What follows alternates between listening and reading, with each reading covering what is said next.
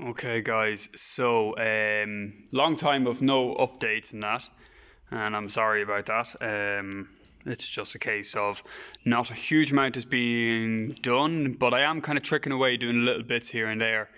But it's just a case of I haven't done a um, big lot of work, if you know what I mean. So I'm getting little jobs done left, right, and centre. Anyway, so what I did today, and yeah, today, and a little bit of yesterday, was I first of all I got an arrival of from Autodoc in Germany with a load of different gaskets, bolts, all that kind of stuff. So what I did today though was I drilled out the sump, so the turbo sump to take what would have come standard on I think it came standard on the 603s, but it definitely came standard on the 606 naturally aspirated w124s, which is the flywheel sensor. And I believe you have to use this one to get your correct reading for the tacho and that, and that, because you have one up here that comes standard on the 606 turbo versions.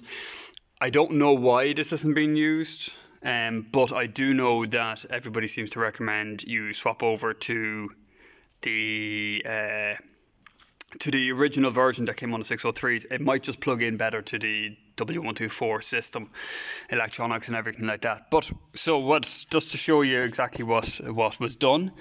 This was drilled out to 17.5 millimeter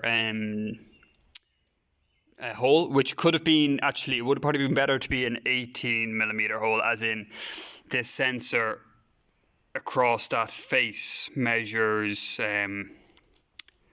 just shy of 18 millimeter, as in they're just allowing a couple of microns for spacing out, if you know what I mean.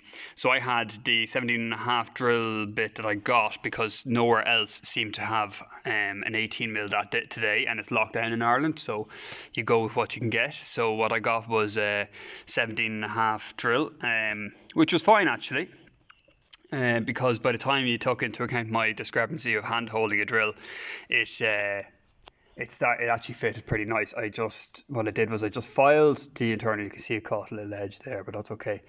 I just filed the internal and then I chamfered the edge just so it sits in nice and smooth. And then when I did that, I was able to draw the hole here and drill it out with a 5 millimeter drill bit to an M6 tap. So tapped it to M6, but just so you know the depth of the hole, I measured it off the om606 NA, and the actual depth of the hole is 18 millimeter. So what I did was I just popped that into the actual original engine straight down, and I got 18 millimeter, so I knew that I could drill into this 18 millimeter and still have meat on the inside. So I don't know if that's coming up there, but you can sort of see the end of it.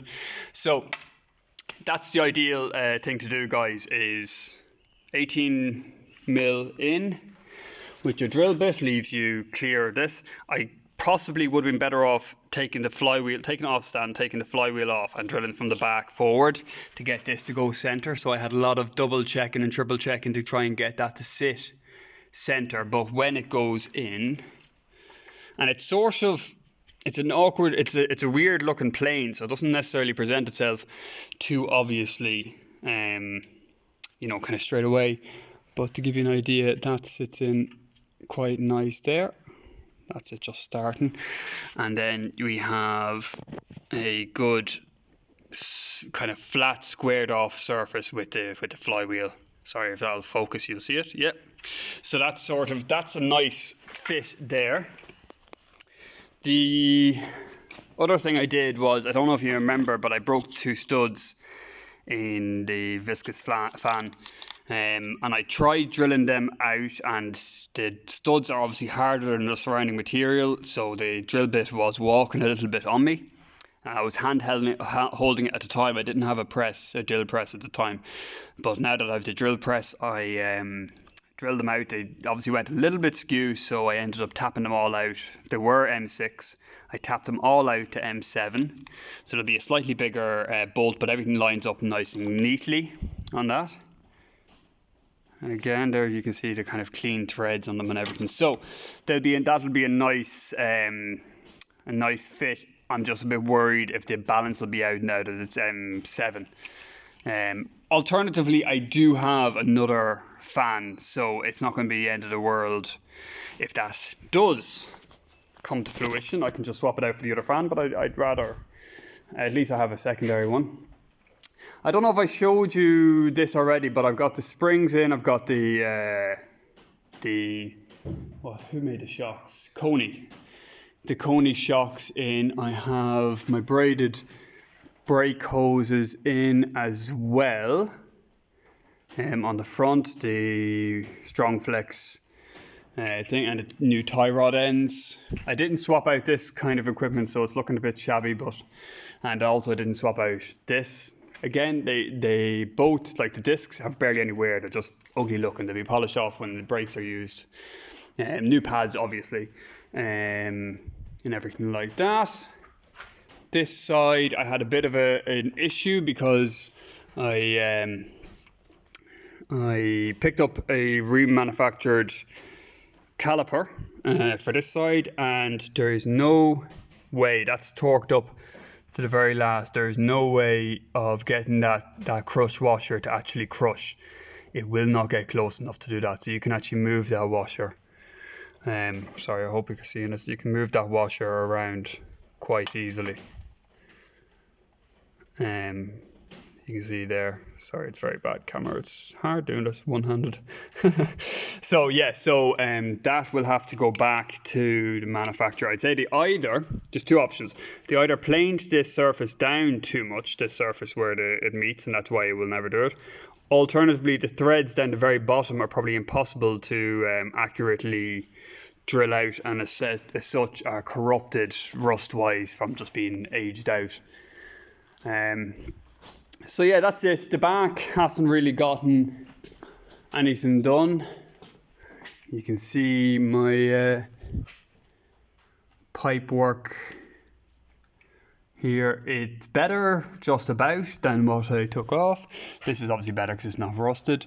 Its clearancing is quite tight. It is not actually touching there, even though it does present, or maybe it is touching very, very slightly. I'm a bit concerned. I'd love to hear from you guys about if it's touching the body. Is that an issue? That one I'm a bit concerned about, but I might end up, this one pipe I might end up rebuilding. These two were the first I ever made, the first two brake pipes I ever made. And to be honest, this one here, I don't really like how sharp the angle is here, and I don't like how sharp the angle is here. I'd much prefer a little bit more straight coming out of them, just to make sure that you have a good seal. So they might well get rebuilt in the future once I get my experience. These pipes are getting painted, or now painted, are the two fuel lines. And this is the box from Autodoc, and as you can see, there is a load of Erling. I tried to pick Erling where possible. I also picked up black oxide exhaust studs and the copper, I think these are Erling actually as well, or copper Febby nuts. And the reason I went for that was the copper is actually ideal. I would have went for copper on the brake or the studs, only that I think when I was looking at the price, they were like 3 times more expensive for the copper coated ones or the copper ones. So, but either way, there's going to be a massive heat difference between the two of these, so I will always be able to separate them. I was able to pick up what else was I able to pick up? I was able to pick up a new V-belt balancer or shock. I've got a full turbo rebuild or re-gasket kit as well. That one there, and that comes with a little syringe, which is nice. Filling up the oil in it before you use it for the first time, even though my turbo will already have oil in it. It might have drained out over time. I picked up these glow plugs, and it's a bit of a hope and a prayer on these ones. These are, can you see the branding in any of them? They are Kamoka glow plugs. They were, I think when I was looking at them on Autodoc, I think the, let's say, Febby ones were €10, maybe the NGK ones were €11, and these were €4 or €5. And I sort of said, well, you know, for that kind of money, it's worth a punt as a saving, because it was essentially a 100% saving on the cost, or if not more, or 200% on if I went for NGKs. But we'll see if that comes back to bite me in the arse. So that's the gaskets, you know, your usual exhaust gaskets, vacuum cover gaskets, all that kind of side of things. What I do need to do in the next couple of days, and I've got an M16 tap coming, and I've got a 14.5 millimeter drill coming as well, is I need to drill out the gasket, or the housing here on the side of the water pump to receive the coolant mod. So basically I will drill this out to 14, I think it's that one there, I'll check it out again. I drill out this location here to 14.5 millimeter, tap it to M16, and run my pipe out around, because there will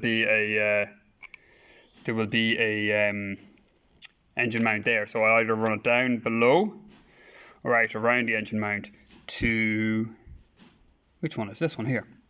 This location here, and essentially what that will do, you'll see it now. If you want, don't go by me, go to Diesel Mechan and look at their video. But essentially what that does is that gives you 20% additional cooling back at those two rear cylinders. So essentially you've got your front feed, which is a much bigger jacket, and then you have this back feed just that's going to meet it in. So essentially we're going to level out the heat changing in the engine, both cooling and heating up, and essentially we're going to have a much cooler running engine, or at least more evenly heating engine.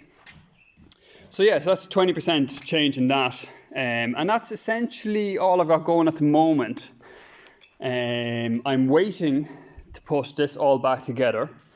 You see the bolts I have there. I got all these bolts from the local supplier, and neither myself nor himself in the shop, when we were working away on it, realised that they are a coarse thread, and everything on the back of this is either 1.5 or 1.2. Is it 1.2? Maybe it's 1.5, and it's one fine threads anyway. So these coarse thread ones basically are going to my bolt supply, and I'm hoping that tomorrow I will have the fine thread versions of these in, and I can then put this subframe back together. That doesn't mean it's going straight in though. I'll work away, because I might redo those brake pipes before I put it back in. But I would love to do that and put the brake calipers on and everything like that, run the fuel hoses and everything, and sort of have the back plumbed up to the point where I need to put that tank into it. But again, you know the way this goes. I've also put in the two ball joints back here as well, which is a little bit tricky. Basically what you end up having to do is you end up having to put a sleeve over the outer part here, a bigger sleeve here, and then threaded bar between the two of them, pushing on the sleeves, because if you push on the inner part is the ball joint, and it just pops loose and comes right through. So that's you have to sort of push on the outer sleeves But anyway, yeah, that's it, guys. That video ran on a bit too long. If you're still with me, thanks for watching. If you're not, no worries, I understand. Alright, guys, talk to you soon. Thanks, bye.